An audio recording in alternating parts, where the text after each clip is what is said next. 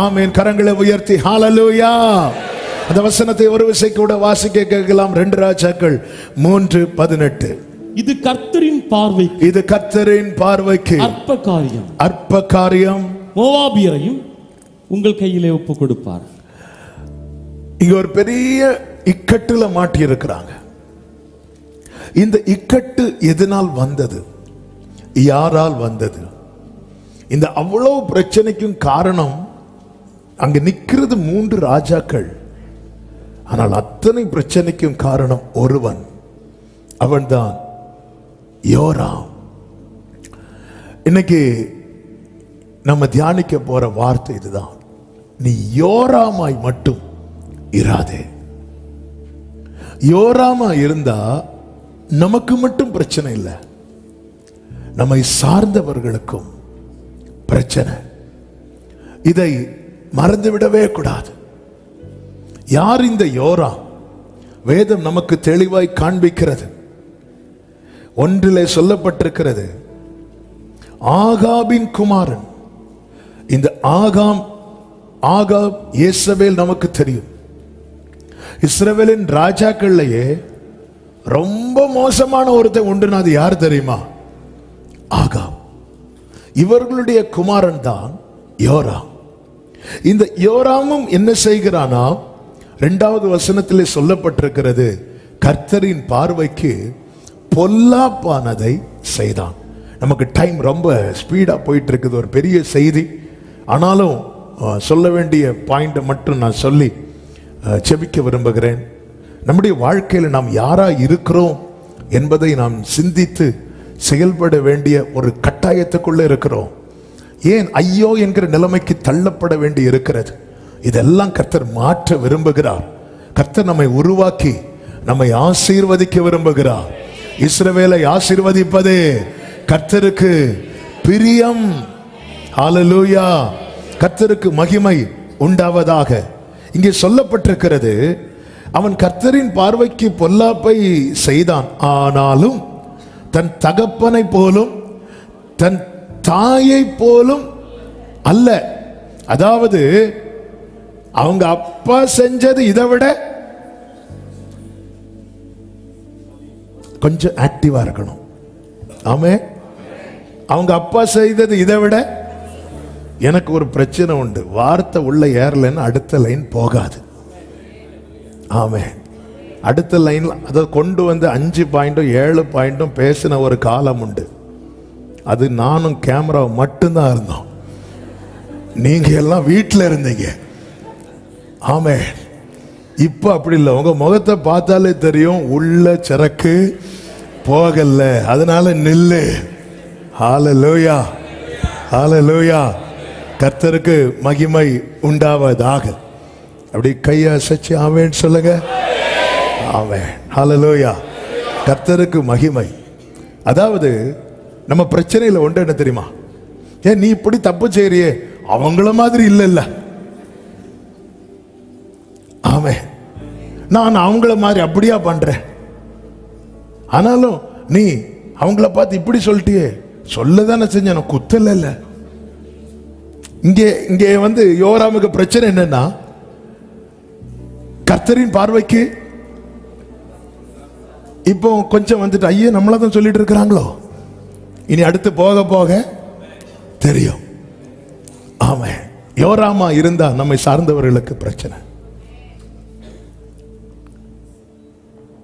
அவங்கள மாதிரி கிடையாது. சிலையை அகற்றி விட்டான். தன் தகப்பன் பண்ணுவித்த பாகாலின் சிலையை அகற்றி விட்டான். ஆனா 3வது வசனத்தில் சொல்லப்பட்டிருக்கிறது, யெரொபெயாமின் பாவங்களை அவன் விட்டு நீங்காமல் அவைகளிலே ஒன்ன விட்டுட்டான், இன்னொன்னுல மாட்டிட்டு இருக்கிறான். இவன் தான் யோராம். ஒன்ன விட்டுட்டான், இன்னொன்னுல மாட்டிட்டு இருக்கிறான். இவன் தான் யோராம். அதெல்லாம் இப்போ அது உண்டா? இப்போ அந்த குடிப்பழக்கம் உண்டா? ஐயோ, இப்போ குடிப்பழக்கம் சுத்தமா கிடையாது. இப்போ லைட்டா இவ்வளவுதான். இப்ப அந்த குடி பக்கமே ஒன்ன விட்டுட்டான், இன்னொன்னுல இப்ப சினிமா பாப்ப. சினிமாவா? ஐயா, இப்போ சீரியல் மட்டும்தான். ஒன்ன விட்டுட்டான், இன்னொன்னு இப்போ சினிமா பாட்டு கேட்பீங்களா? சே, அப்போ ஆல்பம் சாங் மட்டும்தான் கேட்போம், செக்குலர் சாங் மட்டும்தான் கேட்போம். அது எதை பத்தி தான் பாடுறாங்க? அது இயற்கையை பத்தி பாடுறாங்க, அதை பத்தி பாடுறாங்க. இதெல்லாம் தப்பா? ஒன்ன விட்டுட்டான். பைபிள்ல ஒரு யோராம சொல்லி இருக்கு.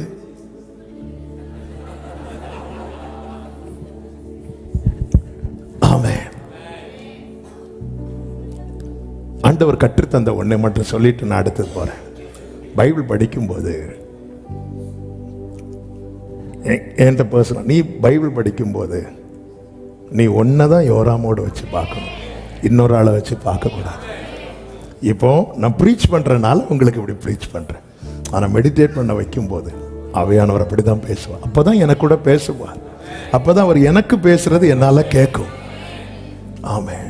எப்பவுமே சிலருக்கு பிரச்சனை உண்டு. இன்னைக்கு என் புருஷன் மட்டும் வந்திருக்கணும். இன்னைக்கு உள்ள செய்தி யாருக்கு தான்? அவங்களுக்கு தான். ஆமென். நீங்க ஹோட்டல்ல சாப்பிட உட்கார்ந்து இருக்கிறீங்க, அவங்க மட்டன் பிரியாணி கொண்டு வராங்க, உங்க புருஷன் வரலையா? இல்ல, இது அவங்களுக்கு தான். நீங்க பார்த்துட்டே எப்படி இருக்கும்? ஆமென். தாவீது சொல்ற, என் செவியை திறந்தீர். ஒன்ன விட்டுட்டோம், இன்னொன்னுல சிக்கிட்டு இருக்கிறோம். இவன் சிக்கி கொண்டிருந்தது எதுல தெரியுமா? யெரொபெயாமின் பாவங்கள். என்ன யெரொபெயாமின் பாவங்கள்? அதை டச் பண்ணிட்டு இங்க வர விரும்பும். யார் யெரொபெயாம்? எல்லாம் வேதத்தில் இருக்கிறது.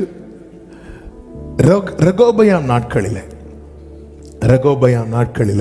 அதாவது சாலமோன் வழி மாறி போயிட்டார். இப்போ ஆண்டவர் கர்த்தர் கொடுத்த வார்த்தையின்படி சாலமோனை அகற்றல, தாவீதுக்கு கொடுத்த வார்த்தையின்படி. ஏன்னா ஆண்டவர் என்ன ப்ராமிஸ் பண்ணியிருப்பார்னா, கிருபையை விளக்க மாட்டேன். ஆனா கர்த்தர் என்ன செய்கிறார்னா, இஸ்ரவேல் கோத்திரத்தை 10-2 பிரிக்கிறார்.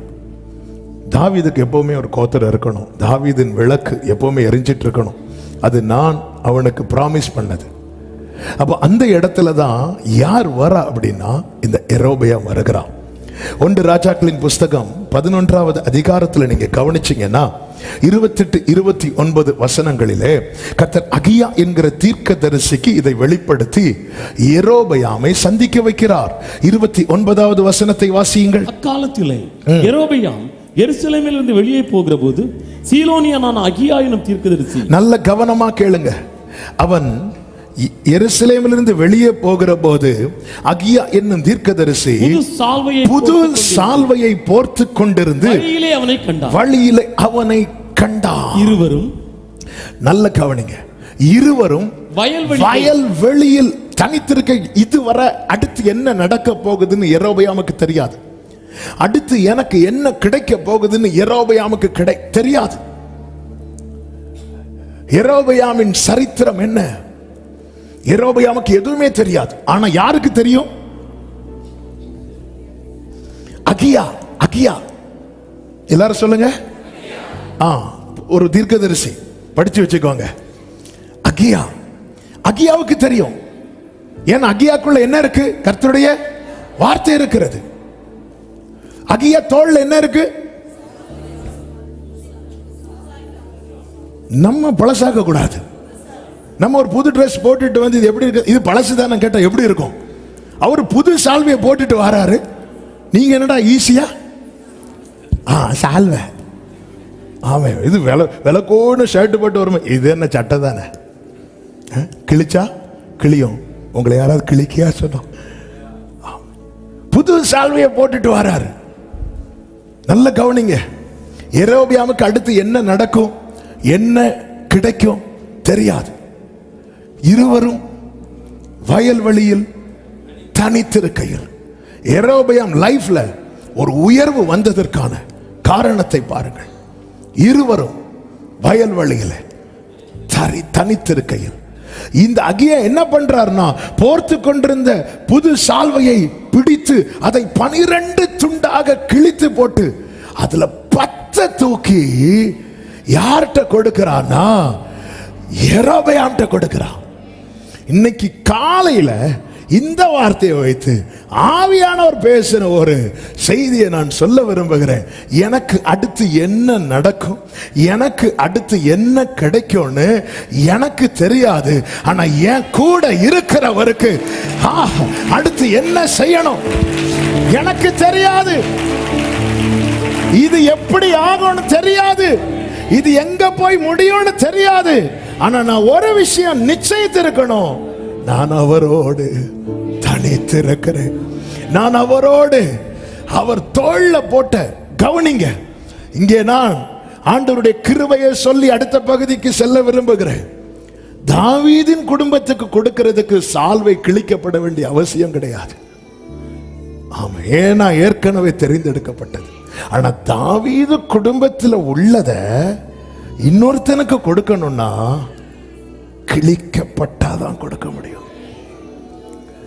இஸ்ரவேலை ஆசீர்வதிப்பதற்கு அவர் அடிக்கப்பட வேண்டிய அவசியம் கிடையாது. ஆனால் ஆபிரகாமின் ஆசீர்வாதம் என் மேல உங்க மேல வரணும்னா அவர் அடிக்கப்பட்டாதான்.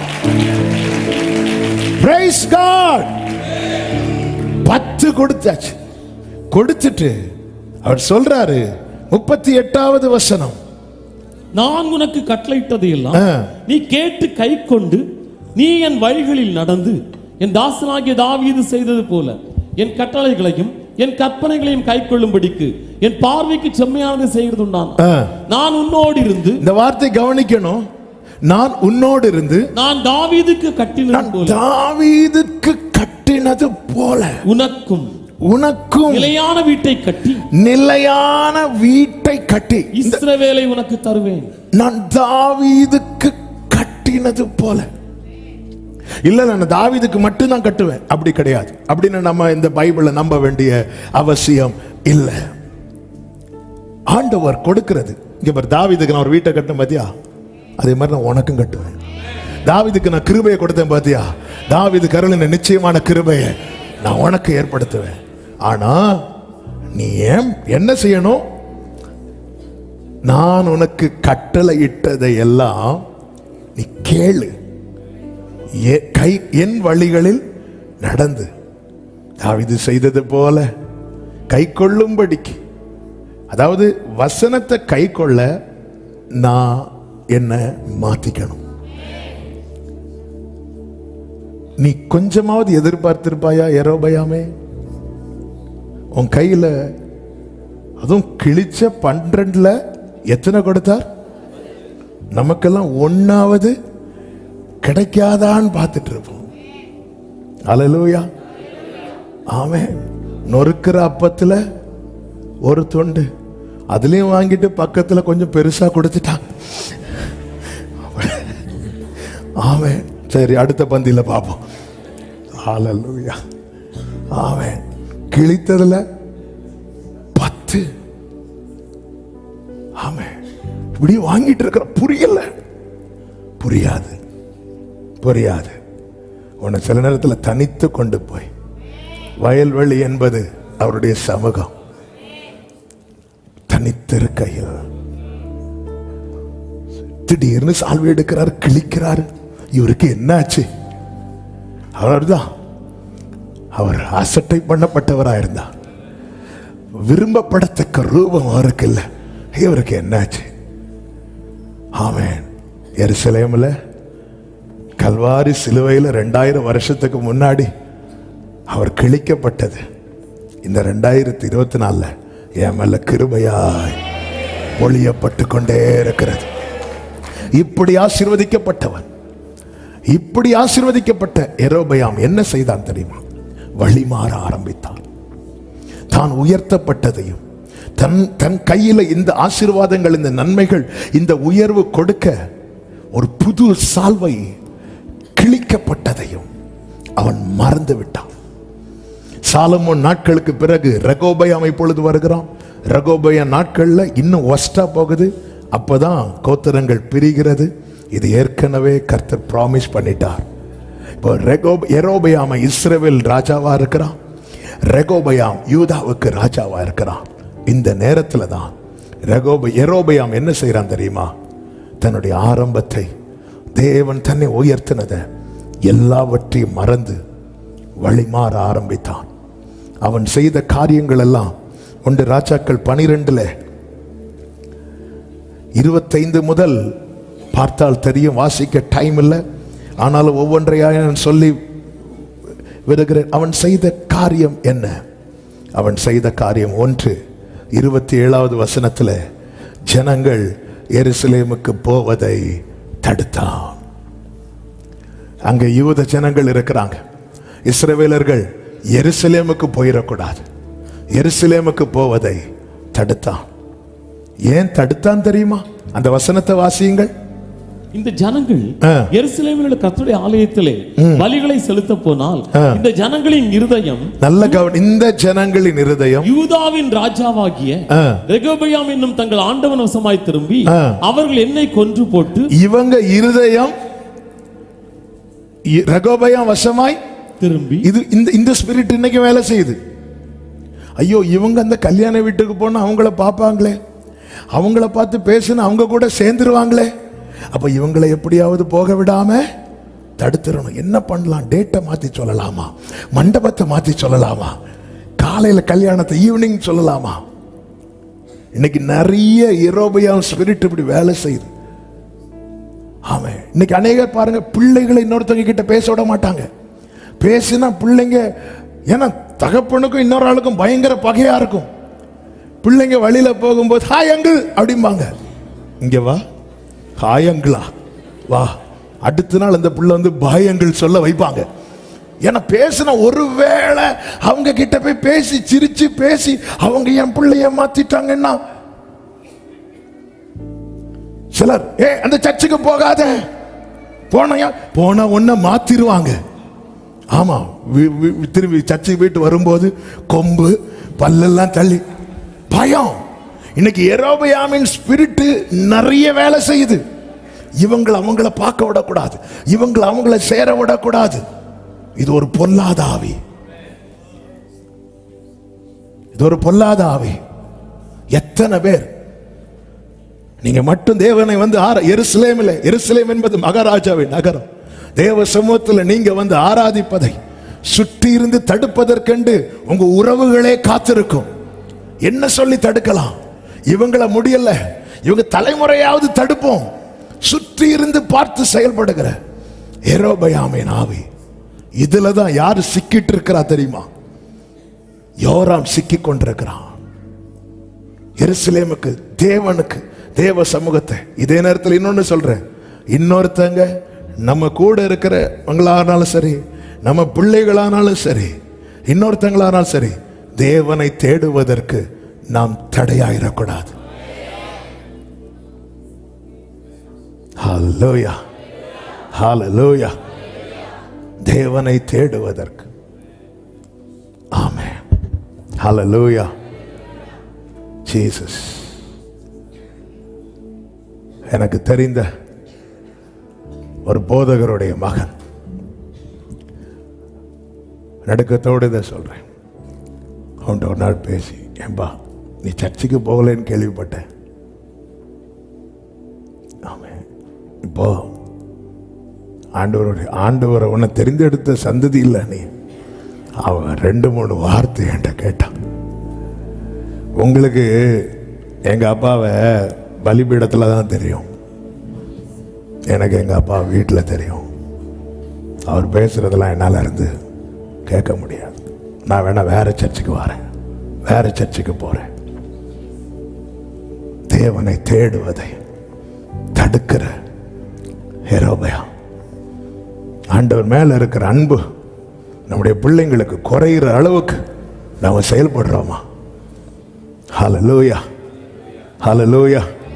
நம்ம சர்ச்சில் முந்தி, ஆமென், ஒருத்தர் தன் மகனை குறித்து தப்பா 4 பேர்கிட்ட சொல்லிட்டார். இது வந்து எங்க அப்பா காலத்தில் நடந்தது. அதுவரை வந்துட்டு இருந்தான் அந்த பையன், எல்லா மீட்டிங்கும் வந்துடுவான், அதோட போச்சு. அதுக்கப்புறம் இந்த பையன் வரவே இல்லை. அவன் மனதில் சிந்திக்கிறான்.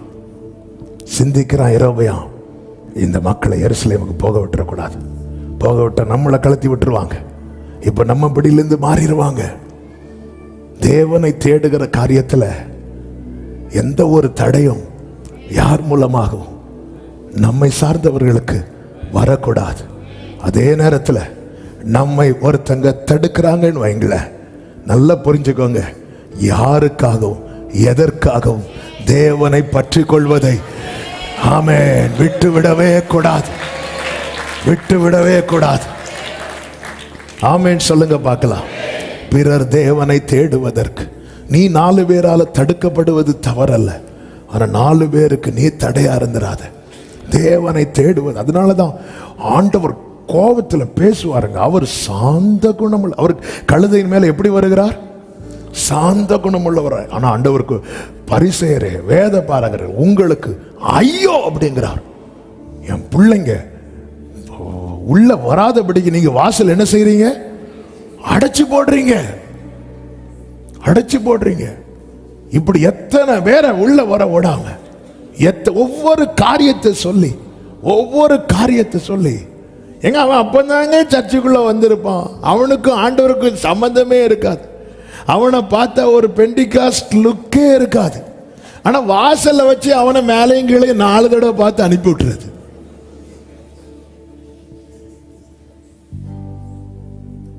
அவனுக்கு பைபிள்னா தெரியுமா? அவனுக்கு இயேசுன்னு மட்டும் கேள்விப்பட்டு வந்திருப்பான். யாக்கோபு நிருபம்னா ஏசாக்க தம்பியை தேடிட்டு இருப்பான். அவனுக்கு ஒன்னும் தெரியாது. உள்ள வாரான். நம்ம போர்டு மட்டும், இப்ப கர்த்தரால் ஆசீர்வதிக்கப்பட்டவரே உள்ளே வாரோம், அங்க வந்து வெளியே இருக்கிறது பாரு. அதுவும் என் பக்கத்திலே வந்து இருக்கணும். ஹல்லேலூயா.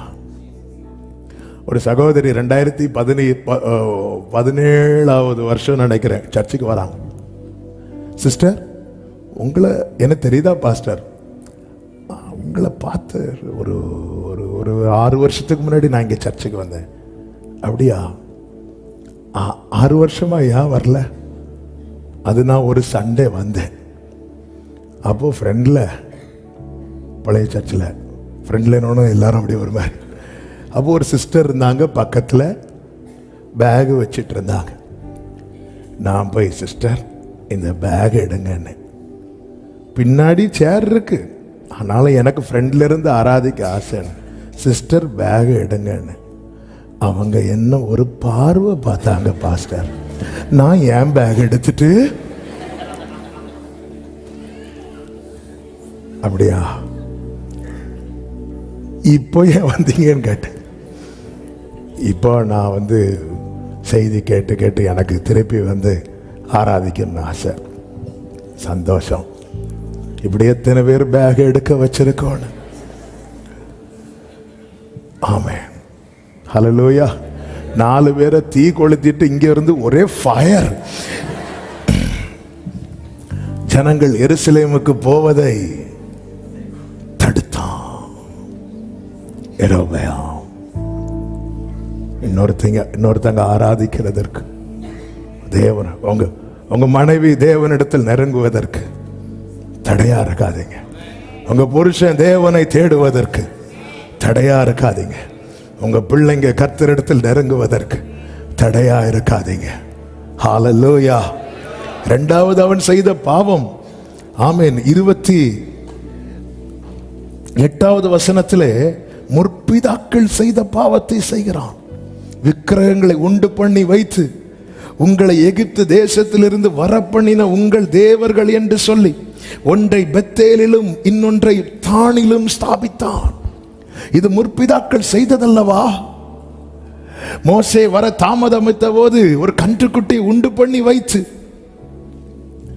இதுதான் உங்களை எகிப்திலிருந்து கொண்டு வந்த தெய்வம் என்று சொல்லி, பழைய பாவம், பழைய பாவம், முற்பிதாக்கள் செய்த பாவம்.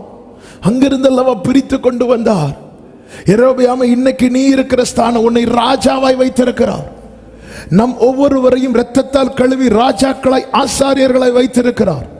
ஆனால் பழைய பாவத்தை நாம் மீண்டும் தொடருவது, இது எவ்வளவு பெரிய சிக்கல் தெரியுமா நம்முடைய வாழ்க்கையில? ஹல்லேலூயா. அது மாத்திரமல்ல, அதனுடைய 33வது வசனத்திலே சொல்லப்பட்டிருக்கிறது, தன் மனதிலே தானே நியமித்துக் கொண்ட எல்லா தீர்மானமும் தன் இஷ்டப்படி எடுக்கிறான். இது பாவம். தன் மனதிலே தானே நியமித்துக் கொண்ட, எனக்கு என்ன தோணுதோ அதை தான் நான் செய்வேன். இதான் யெரொபெயாமின் பாவம். தன் மனதிலே ஒரு தேவன் இருக்கிறார். இன்று நீ இருக்கிற ஸ்தானம், தாவீது வாழ்க்கையில சறுக்கல்கள் வந்ததுங்க.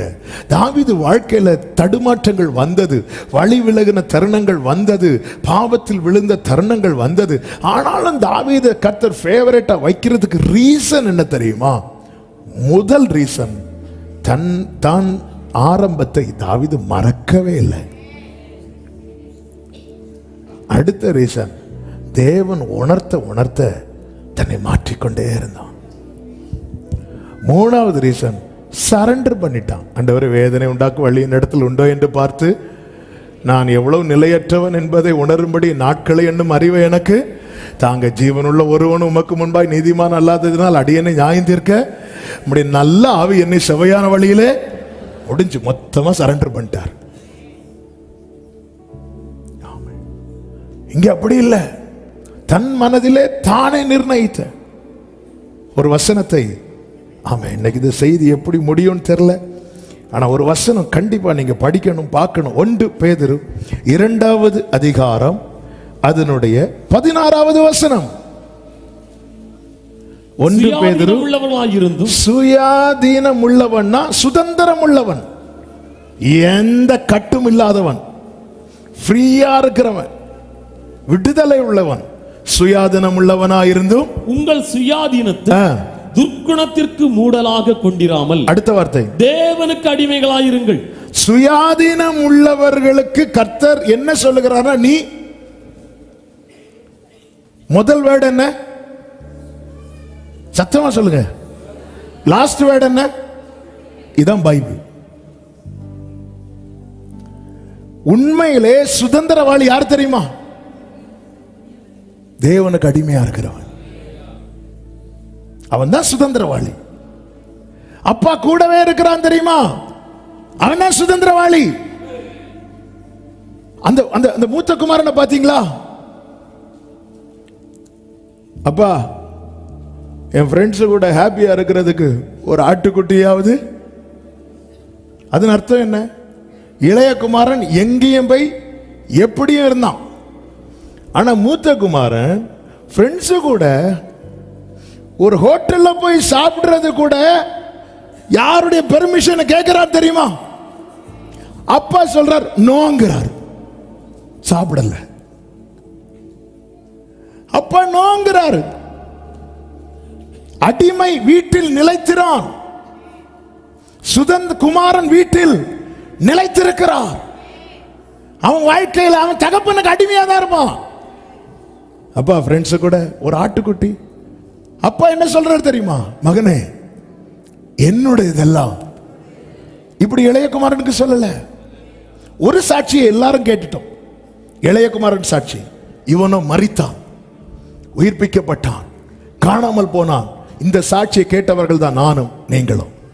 இந்த சாட்சி மட்டும் போதாது, அப்பா வாயிலிருந்து அடுத்த சாட்சி கேட்கணும். என்ன?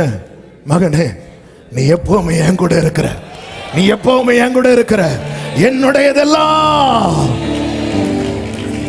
ஒரு சாட்சியை கேட்டாச்சு, அடுத்த சாட்சியை எப்ப கேட்க போறோம்? ஹல்லேலூயா. என்கிட்ட என்னுடையதெல்லாம் உன்னுடைய.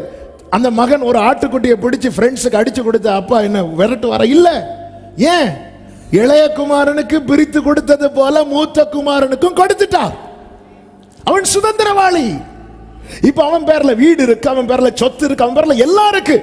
ஆனாலும் ஃப்ரெண்ட்ஸ் கூட ஒரு டின்னர் போறதுக்கு அப்பா போலாமா? சுயாதீனம் உள்ளவன் யார் தெரியுமா?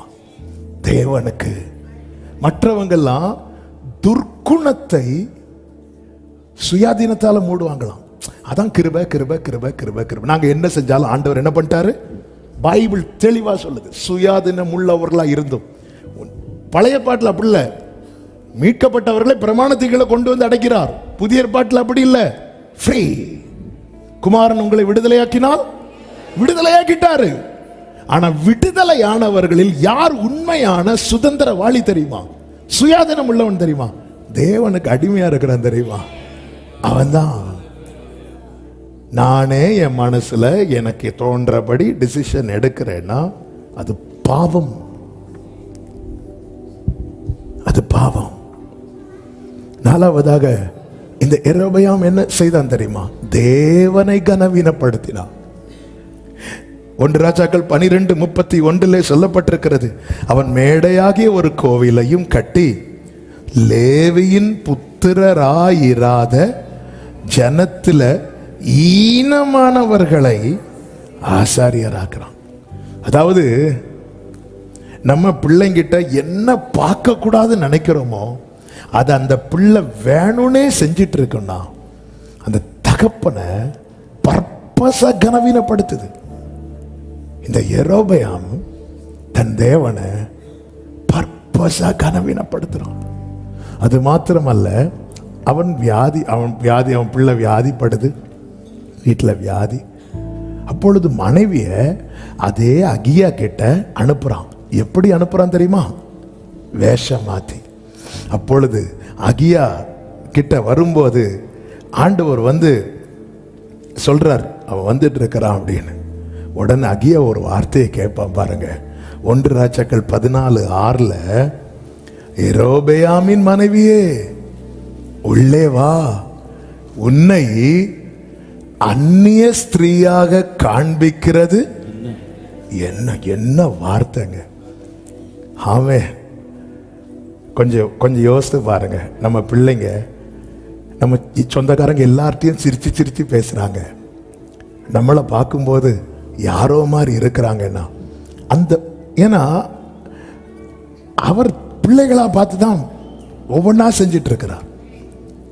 அகியாட்ட சொல்றார், அவ தான் நிக்கிறா.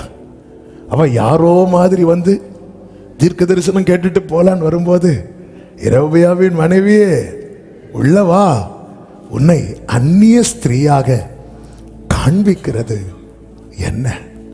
யாரோ மாதிரி வந்திருக்கிற, நீ தெரியாதது போல வந்திருக்கிற. ஏசாயா 57 ஆண்டவர் வேதனையோடு சொல்லுகிறார்.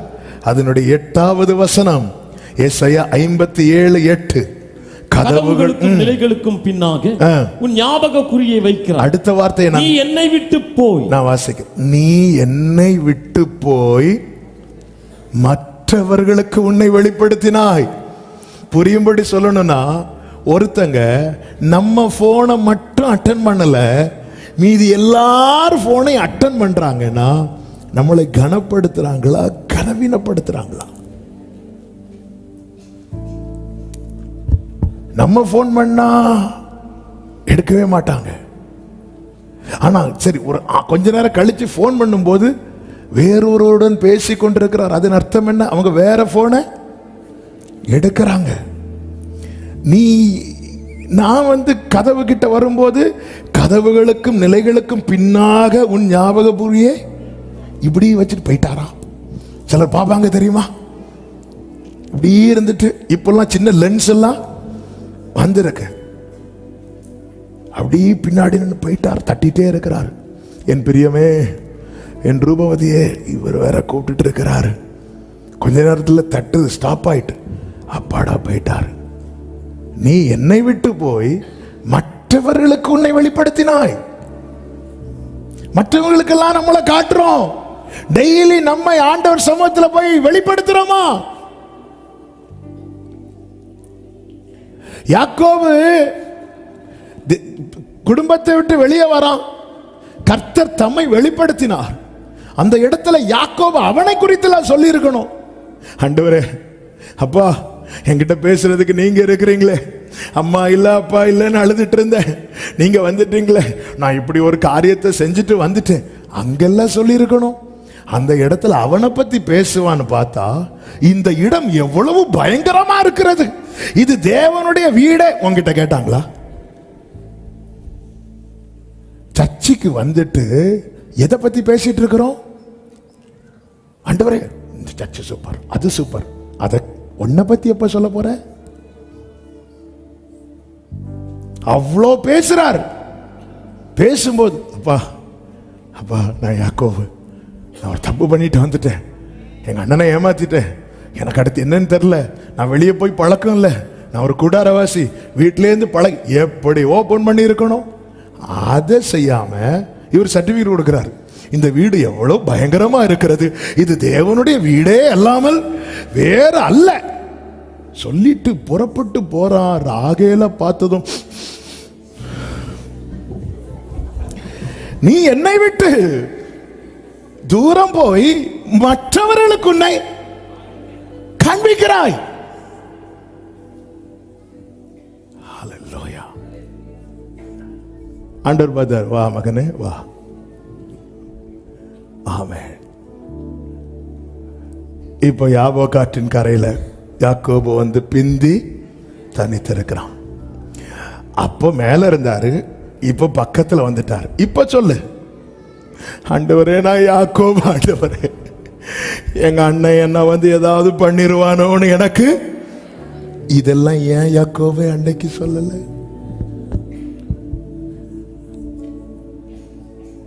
யெரொபெயாமின் மனைவியே, அந்நிய ஸ்திரிய போல உன்னை காட்டுற பாத்தியா, யாரோ மாதிரி உன்னை காட்டுற பாத்தியா.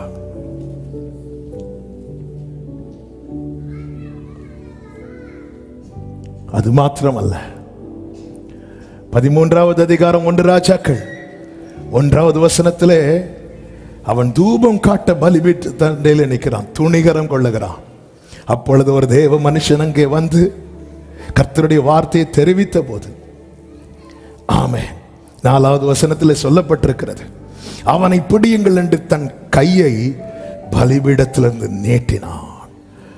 அவனுக்கு விரோதமாய் நீட்டின கை தன்னிடமாய் முடக்க கூடாதபடிக்கு. அதன் அர்த்தம் என்ன? தேவனுக்கு விரோதமாய் கை நீட்டுறான். தேவ வார்த்தையை பேசின தேவ மனுஷனுக்கு விரோதமாய் துணிகரமாய் கை நீட்டுறான். தாவீது என்ன சொல்லுகிறார் தெரியுமா? நீதிமான்கள் என்னை தயவாய் கொட்டட்டும், அது என் தலைக்கு எண்ணெயை போல இருக்கும். பிள்ளைகளே, உங்க அப்பா உங்களை திருத்தும் போதும் உங்க அம்மா உங்களை திருத்தும் போதும் நீங்க எப்படி கை நீட்டாதீங்க. இது பாவம், யெரொபெயாமின் பாவம். தாவீதை பாருங்க, நாத்தான் தீர்க்கதரிசி வந்து நின்னு சொல்றான். ஏன் சவுல்ட்ட யாரும் போய் சொல்லல? சவுல்ட்ட சொன்ன கொன்னுருவான். தாவீதிட்ட சொல்லலாம், இந்த பிள்ளை அடிக்கலாம், இந்த பிள்ளை என்ன அடிச்சாலும், இந்த பிள்ளை எவ்வளவு ஒடுக்கினாலும் என்னை விட்டு போக மாட்டான். என் பிள்ளை நான் ஏதாவது சொன்னா என்னை விட்டு போயிருவான்னு பயந்து பிள்ளைகளை பார்த்து பேசாம உள்ள வேதனை வச்சிட்டு இருக்கிற எத்தனை பெற்றோர் இருக்கிறாங்க தெரியுமா? ஒன்னும் சொல்ல வழியில, ஒன்னும் சொல்ல முடியல. ஆனா பிதா இருக்க முடியாம என் நேசகுமாரன் திரும்ப திரும்ப சொல்ல காரணம் என்ன? குமாரனை நொறுக்குனாலும் அப்பான்னு தான் கூப்பிடுவார், பிதாவே தான் கூப்பிடுவார். இதாங்க பிள்ளை, இப்படிதாங்க நம்மளை பார்க்க விரும்புறார். நீங்கள் சிட்சையை சகித்தீர்களானால் புத்திரராய் எண்ணி நடத்துகிறாராம். சிட்சையை சகிக்காம தள்ளி போனா புத்திரராவே நினைக்க மாட்டாராம். என்ன அவர் பிள்ளையாவே நினைக்கலன்னா நரகத்தை விட வலியாதான். ஆமென், ஹல்லேலூயா. துணிகரமா இப்படி கை நீட்டாதீங்க, கை நீட்டாதீங்க. தேவ வார்த்தைக்கு விரோதமாய், தேவ ஊழியர்களுக்கு விரோதமாய், கர்த்தருக்கு விரோதமாய், பிள்ளைகளே பெற்றோருக்கு விரோதமாய், இதெல்லாம் பெரிய பாவம். அது எப்படி கணக்கிடப்பட்டது தெரியுமா? தேவனுக்கு விரோதமாய் கையை நீட்டினான். இதுலதான் யோராம் சிக்கிக் கொண்டிருந்தான், இந்த பாவத்தில் தான் சிக்கிக் கொண்டிருந்தான். யெரொபெயாமின் பாவங்களை குறித்து இன்னொரு முக்கியமான காரியம் சொல்லப்பட்டிருக்கிறது. 1 ராஜாக்கள் 14:16 யெரொபெயாம் செய்ததும் இஸ்ரவேலை செய்ய பண்ணினதுமான பாவத்தின் நிமித்தம். இந்த வார்த்தையை கவனிக்கணும். நம்ம ஒரு காரியத்தில் ஈடுபடுறோம்னு வைங்களேன், நம்மளை சார்ந்தவங்களை ஈடுபட வைப்போம். இதுதான் உண்மை. சிம்பிளா சொல்றோம். பிள்ளைங்க சண்டே ஸ்கூல்ல இருந்து படிச்சுட்டு வீட்டுக்கு போறாங்க. வீட்டில் இனி சினிமா பார்க்க மாட்டேன் பொருத்தனையோடு போறாங்க. வீட்டில் பெற்றோர் வந்து சினிமா போட்டு பார்த்துட்டு இருக்கிறாங்க. பிள்ளைங்க வராங்க. பிள்ளைங்களுக்கு இங்கே வா, இதெல்லாம் ஒன்றும் இல்லை, இங்கே வா, அவங்க என்ன சொல்றாங்க கேளு, இதில் வந்து உட்காரு கேளு. இன்னும் ஒரு நல்ல செய்தி வருது, அடுத்து பாட்டுக்கு அப்புறம் இன்னொரு செய்தி வரும். அந்த பிள்ளைங்களை உட்கார வச்சு எங்க அப்பாவே சொல்றாரு, எங்க அம்மாவே சொல்றாங்க. யெரொபெயாம் ஒன்னு செய்யறான், இன்னொன்னு செய்ய வைக்கிறான். எனக்கு தெரிந்த ஒரு சகோதரர் ஒரு காலத்துல நல்லா குடிச்சிட்டு இருந்தார். அதுக்கப்புறம் அவரை பார்த்து பேசும்போது அவரை பத்தி நான் கேள்விப்பட்ட அவர் இப்ப குடிக்கிறதே கிடையாது. அப்ப நான் முதல்ல போய் கேட்டேன், எப்படி ரட்சிக்கப்பட்டீங்க அப்படின்னு கேட்டேன். நான் என்ன ரட்சிக்கப்படலை. அப்ப குடிய விட்டீங்க? அது எனக்கு ஒரு குழந்தை பிறந்துச்சா அதோட விட்டேன். அப்படி அதை எப்படி விட்டீங்க? இல்லை, தப்பி தவறி கூட நான் இப்படி ஒரு தப்பு பண்ணது என் பிள்ளைக்கு தெரிஞ்சிடக்கூடாது. கை குழந்தை அப்பவே விட்டார். அந்த பிள்ளைக்கு அந்த வாசனை போயிடக்கூடாது.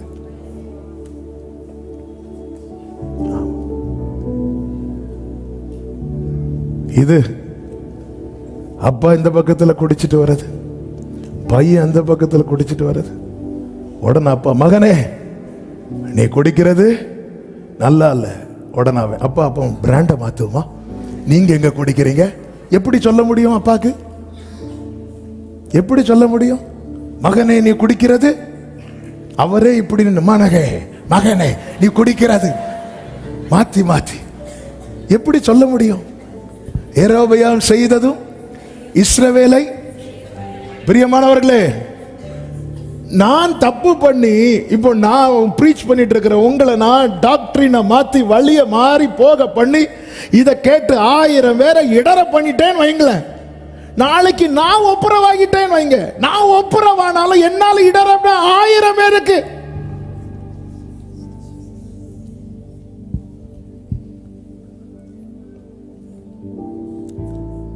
இன்னைக்கு இப்படிதான் நாங்க சுத்தி நடந்துட்டு இருக்கு. இதான் யெரொபெயாமின் பாவம். இதுல சிக்கி கொண்டிருக்கிறோம். பாவத்துல சிக்கினா சிக்கல் உண்டு. அதுதான் இந்த பிரச்சனை. என்னைக்குமே டெய்லி. அதனாலதான் பவுல் சொல்றாரு, நான் அனுதினமும் சாகிறேன். நான் சிலுவையில் அறியப்பட என்னை ஒப்பு கொடுத்தேன். ஆனா அன்னைக்கு நான் செத்தேன்னு சொல்லல பவுல், நான் டெய்லி. ஏன்னா இந்த மாம்சம் பலவீனம் உள்ளது. நான் அனுதினமும் சாகிறேன். நான் டெய்லி ஒப்பு கொடுக்கிறேன்.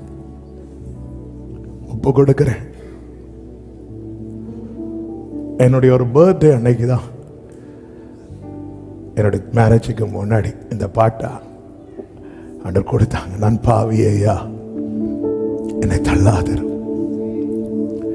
பொதுவாகவே பர்த்டே வரும்போதெல்லாம் பயங்கரமான டெசிஷன்லாம் இருக்கும்.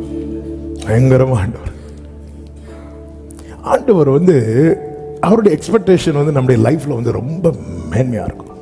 அதனால தான் பேதுருவை பார்த்தது முதல்ல கேட்டார், இவர்கள் எல்லாரை பார்க்கிலும் இடத்துல அன்பா இருக்கிறாயா? நான் ஜெபம் பண்ணுவேன் முந்திய, ஆண்டவரே என் கூட பிறந்தவங்க எல்லாம் என்னை விட நல்லா இருக்கணும், ஆனா அவங்கள விட நான் அவங்கள நேசிக்கணும்.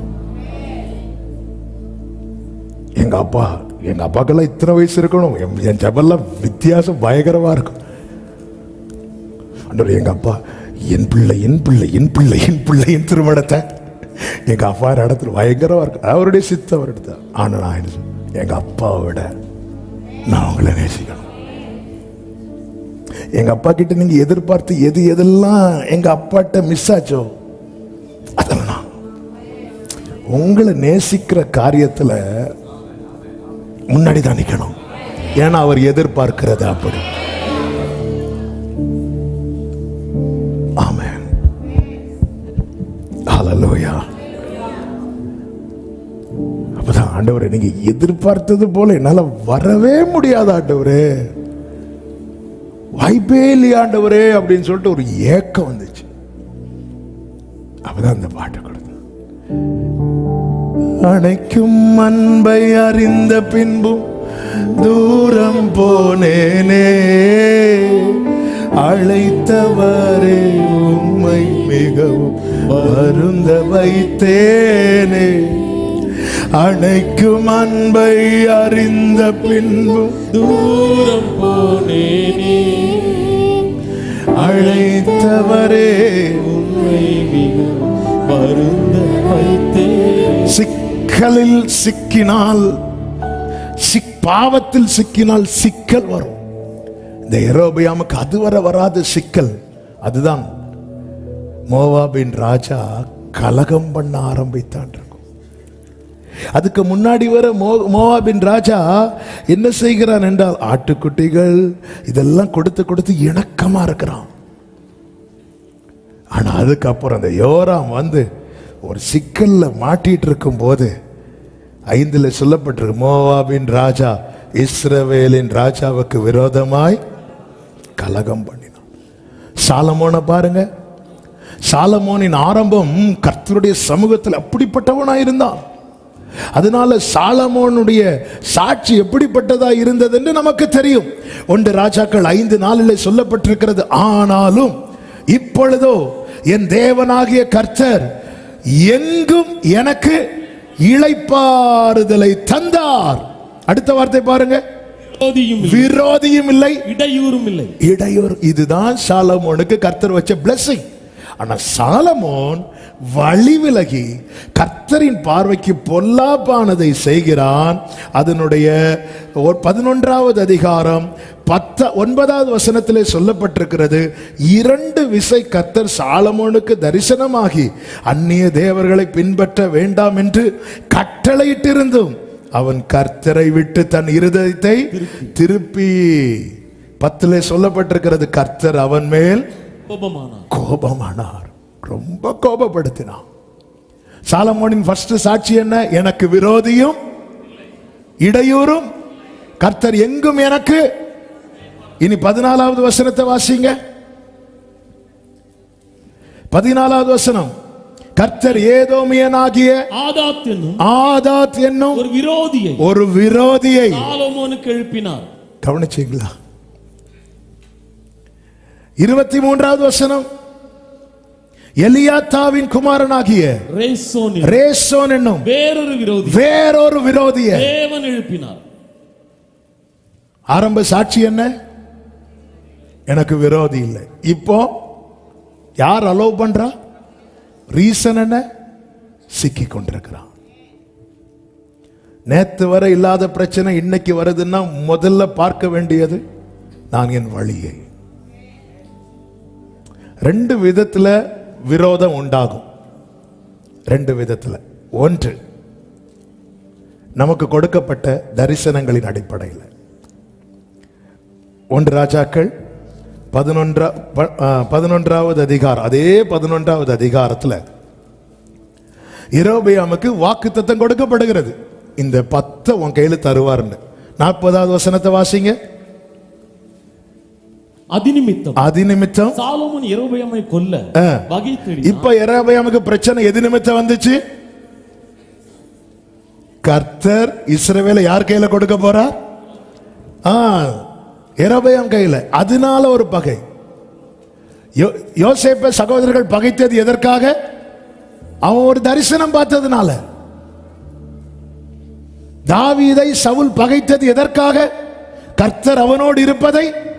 இப்படி ஒரு பக்கம் பிரச்சனை வரும். ஆனா அதை குறித்து கலங்க தேவையில்லை, அது அவர் பார்த்துப்பார். ஆனால் இன்னொரு சைடுல வரக்கூடிய பிரச்சனை அதே அதிகாரத்தில் சொல்லப்பட்டிருக்கிறது, கர்த்தர் இவனை விரோதமாய் எழுப்பினார். கர்த்தர் அவனை விரோதமாய். அப்போ நம்முடைய வாழ்க்கையில பிரச்சனை வரும்போது முதல் இது வார்த்தை நிறைவேற அப்படி வார்த்தை நிறைவேறுவதற்காகவே இருக்கட்டும். ஆனாலும் நாம் நம்முடைய வழியை ஆராய்ந்து பார்க்க வேண்டும். நேத்து வர விரோதி இல்லை, நேத்து வர இடையூறு இல்லை, இன்னைக்கு ஏன் இந்த விரோதி எழும்புறான், இன்னைக்கு ஏன் இந்த பிரச்சனை வருது, எங்க மிஸ்டேக்? வேதம் சொல்லுகிறது, ஒருவனுடைய வழிகள் கர்த்தருக்கு பிரியமாயிருந்தால் அவன் சத்துருக்களும் சமாதானமாகும்படி செய்வார். ஒரே பிரச்சனை, ஏன் விரோதி எழும்புனா சாலமோனே? நீ மேக்சிமம் கோபப்படுத்திட்டல. நீ பிறக்கும் போதே வேதம் சொல்லுகிறது கர்த்தர் அவன் மேல் அன்பா இருந்தாராம். தாவீதுக்கு பிள்ளை இல்ல, ரொம்ப பிடிக்கும் ஆண்டவருக்கு, ரொம்ப பிடிக்கும். நம்மளெல்லாம் ரொம்ப பிடிக்கும்னு வைங்களேன். நம்ம பிள்ளைங்க மேல அவர் வச்சிருக்கிற அன்புக்கு அளவே கிடையாது. ஆனா அந்த பிள்ளை அதை அறியாம புரியாம அவர் திரும்ப திரும்ப தரிசனத்தில் வந்து பேசிட்டே இருக்கிறார்.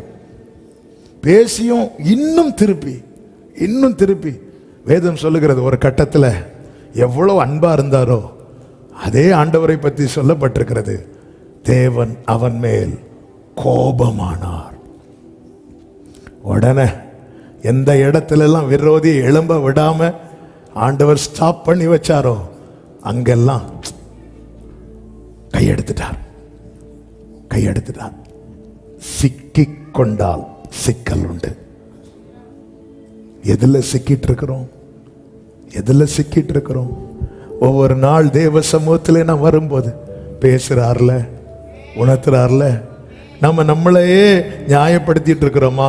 என்னாலும் ஆகாப மாதிரி இல்லைல்ல, ஏசபேல மாதிரி இல்லைல்ல, அநீதி எல்லாம் என்கிட்ட ஒன்ன கர்த்தர் பார்க்க விரும்பலைன்னா அது அவங்கள்ட்ட இருக்குல்ல, இவங்கிட்ட இப்படி பேசக்கூடாது. என்கிட்ட கர்த்தர் இதை பார்க்க விரும்பல, அவ்வளவுதான். அவன் கர்த்தரின் பார்வைக்கு பொல்லா, ஆனாலும் ஆகாப போல இல்லை. நம்ம இதுல தான் திருப்தி அடைகிறோம். எதனால இந்த சிக்கல் வந்துச்சு? யோராமே, நீ சிக்கி கொண்டிருக்கிற அந்த ஒரு காரியத்தின் நிமித்தம் யோசபாத்துக்கு பிரச்சனை, ஏதோமுக்கு பிரச்சனை, உன் கூட அவங்க வந்தது தப்பா? யோராமா இராதே. இன்னும் எதுலையாவது சிக்கிட்டு இருக்கிறோமா? ஏங்க, சிலர் வெளிப்படையா பாவம் ஒன்றும் செய்ய மாட்டோம், ஆனால் மனசுல ஒரு ஆளை பகைச்சிட்டே இருப்போம்.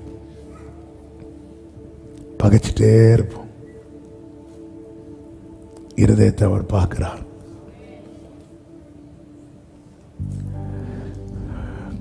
சர்ச்சைக்கு கரெக்டாக வரோம், தசமபாகம் கரெக்டாக கொடுக்குறோம், ஃபாஸ்டிங் இருந்து வாரத்துக்கு ஒரு நாள் ஜெபம் பண்ணுறோம், கற்பனைகள் எல்லாம் கை கொள்ளுகிறோம், அநியாயமாக யார்கிட்டையும் அநியாயமாக சம்பாதிக்கலை, நியாயமாக சம்பாதிக்கிறோம். நம்ம சைடில் எல்லாமே பெர்ஃபெக்ட். ஆனால் ஒரு ஆளை நம்ம பகைக்கிற அந்த ஒரே ரீசன்னால பரலோக வாசல் நமக்கு அடைபடுமானால் அந்த பகை வேணுமா?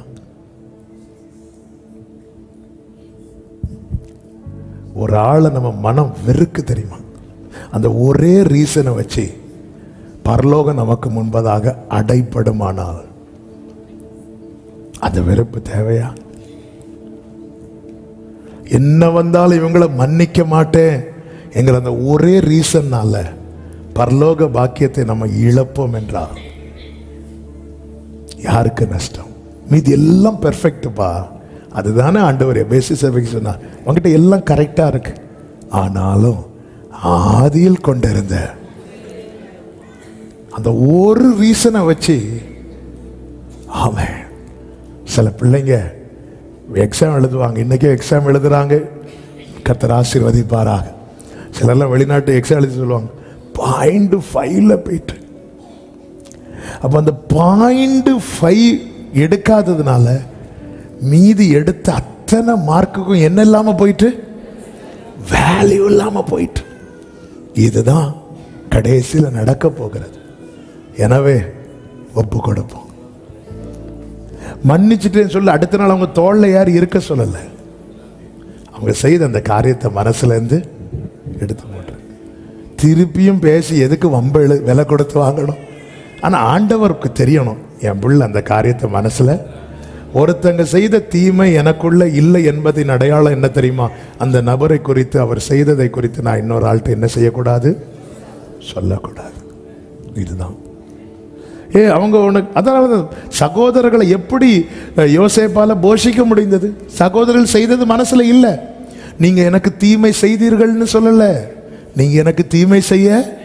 அப்ப அந்த செஞ்சதெல்லாம் மறந்துட்டார். அந்த வஸ்திரத்தை அவன் முன்னாடி பிடிச்சு கிழிச்சது, அவனை தூக்கி குழியில, எல்லாத்தையும் மறந்துட்டார். எப்படி மறந்தார்? சொல்றார், தேவன் என்னை மறக்க பண்ணினார். பிள்ளைகளுக்கு பெயர் வைக்கும் போது அப்படித்தானே, என் சிறுமையை கர்த்தர் என்ன செய்தார்? மறக்க பண்ணினார். ஆண்டவர்கிட்ட, ஆண்டவரே ஓப்பனா சொல்லுங்க, இந்த ஆளை எனக்கு மன்னிக்க முடியல, எனக்கு கிருபை தாங்க, கிருபை தாங்க. இதனால நான் சிக்கிட்டு இருக்கிறேன், என்னால என் குடும்பம் பாதிக்கப்பட்டுட்டே இருக்கு, என்னால என் குடும்பம் பாதிக்கப்பட்டுட்டே இருக்கு. ஆமாம், யோராமுக்கும் தண்ணி இல்லை, யோசபாத்துக்கும் தண்ணி இல்லை, ஏதோமின் ராஜாவுக்கும் தண்ணி இல்லை. இந்த யோராமால ஆவியானவர் சபைகளுக்கு சொல்லுகிறதை காதுள்ளவன் கேட்க கடவன். கண்களை மூடி. நான் பாவியா, என்னை தள்ளாது,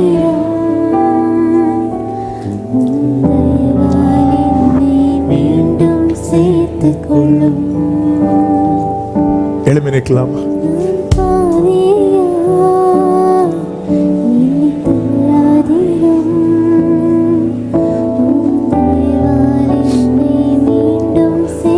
நான் சிக்கிட்டேன், நான் சிக்கிட்டேன், எப்படி வெளியே வர? கத்தணும், அவ்வளவுதான். ஒரு ஆடை சிங்கம் பிடிக்குது,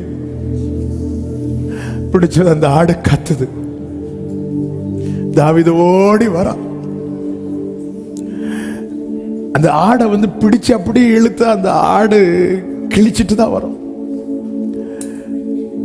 தாவீது என்ன பண்றான்னா, சிங்கத்தின் வாயை அப்படி கிழிக்கிறான். அப்ப இப்போ காயம் எங்க வரும் தெரியுமா? ஆட்டுக்கல்ல, தாவீதுடைய கைக்கு. சிங்கத்தை தொடாம இந்த ஆட்டு காலை பிடிச்சு இழுத்தா தாவீதுக்கு காயம் வராது, ஆனா ஆடுக்கு கேரண்டி கிடையாது.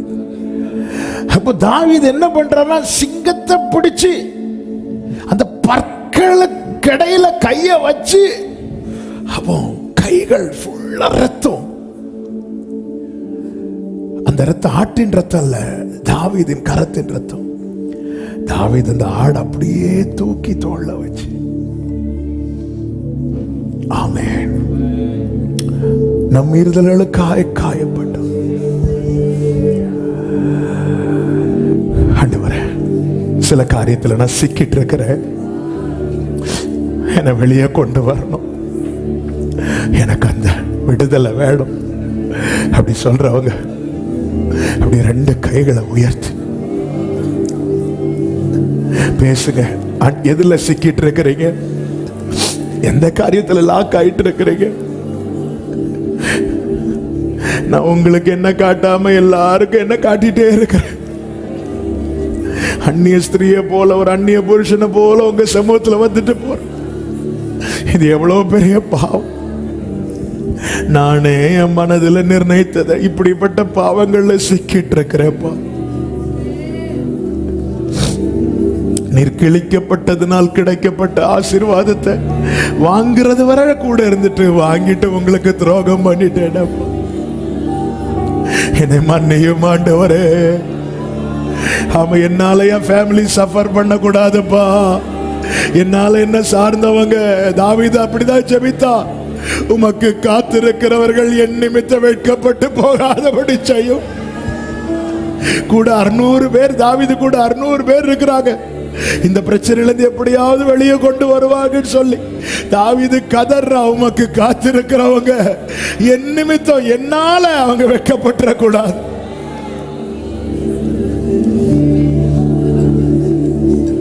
ஓ அணைக்கும் அன்பை அறிந்த பின்பும் தூரம் போனேனே, அழைத்தவரே உம்மை தினமும் வருந்த வைத்தேனே.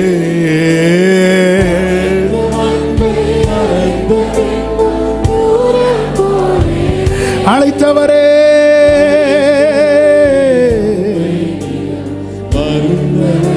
நான் பாவியையா, நான் பாவியையா,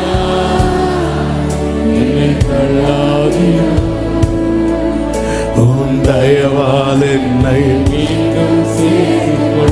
ஓ நான் பாவியையா, நான் பாவியையா.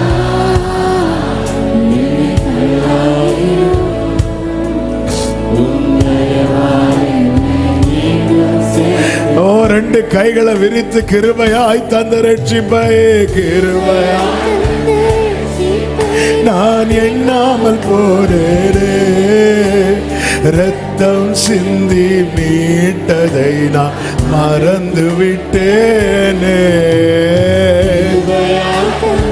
இயேசுவே,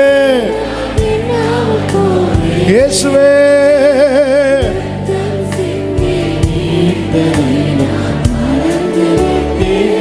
ஓ நான் பாவியையா, என்னை தள்ளாதீரோ. அப்பா, அப்பா, எனக்கு விடுதலை வேணும், எனக்கு விடுதலை வேணும். சிங்கத்தின் பற்களுக்கு இடையில மாட்டின ஆட்டை போல அப்பா நான் இருக்கிறேன். என்னை மீட்டுக்கொள்ளும், என்னை மீட்டுக்கொள்ளும். ஆமே துன்ப வேளையிலே மனம் துவண்டு போனே, துன்ப வேளையிலே உம்மை நினையாமல், உம்மை நினையாமல் தூரம் போனே.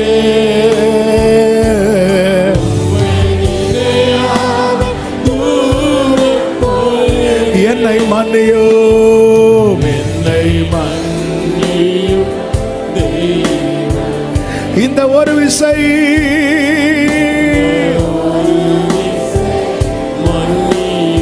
முள்முடி தாங்கி ஐயா காயப்பட்டீர், முள்முடி தாங்கி. ரெண்டு கைகளை உயர்த்தி கண்களை ஏறெடுத்து ஆமே எனக்காக, எனக்காக, எனக்காக நீர் எனக்காக பலியானீரே.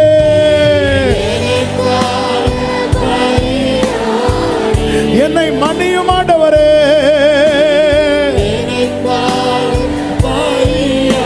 உம் இரத்தத்தால் கழுவி விடும்,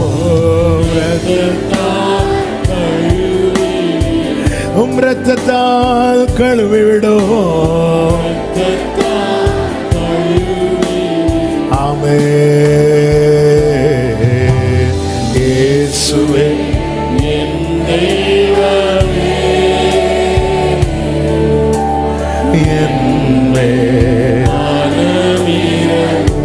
இயேசுவே, இயேசுவே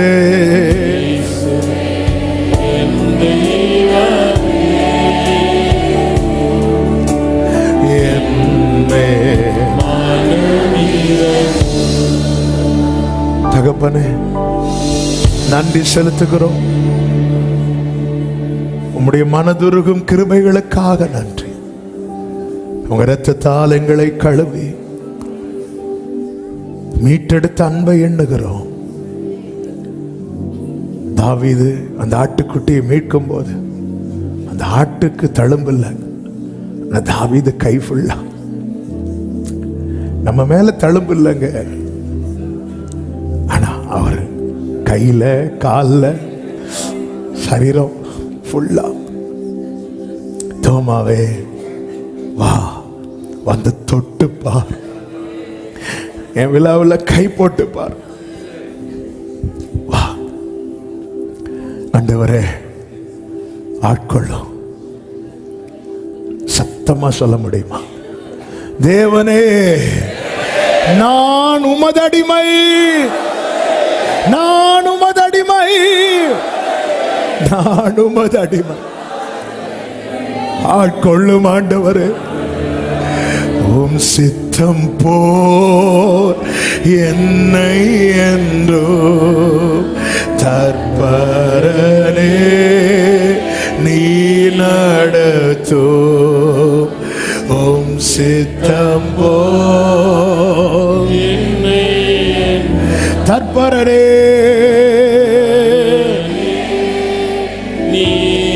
என் சித்தமோ ஒன்று வேண்டாம், என் சித்தமோ ஒன்று வேண்டாம், என் பிரியரே என் இயேசுவே என் சித்தமோ.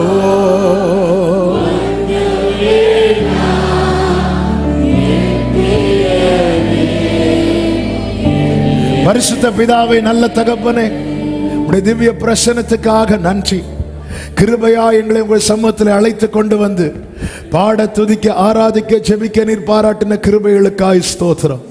எங்களோடு கிருபையாய் தெளிவாய் இடைப்பட்ட நம்முடைய அன்புக்காய் நன்றி. யோராமாய் நாங்கள் சிக்கி கொண்டிராமல் அதிலிருந்து விடுவிக்கப்பட்டவர்களாய் எங்களை சார்ந்திருக்கிற மற்றவர்களுக்கு ஆசீர்வாதமாய் இருக்கத்தக்கதாய் கர்த்தர் எங்களுக்கு கிருபை செய்வீராக. கர்த்தாவே, நீர் எங்களை மீட்டிருக்கிறீர்.